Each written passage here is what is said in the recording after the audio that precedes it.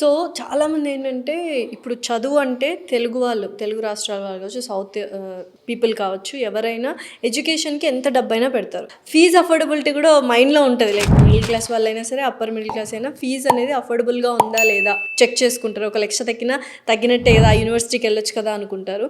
So affordability ఎలా ఉంది, fee structure ఇదంతా? మెయిన్గా మేడం మన యూనివర్సిటీలో అయితే బీటెక్ సిఎస్లో అయితే రెగ్యులర్ ఫీజు వచ్చేసి 17.5 lakhs వస్తుంది మేడం. బట్ మన సౌత్ ఇండియన్ స్టూడెంట్స్ మొత్తం 11 to 12 lakhs వస్తుంది madam, okay, including hostel accommodation అన్ని.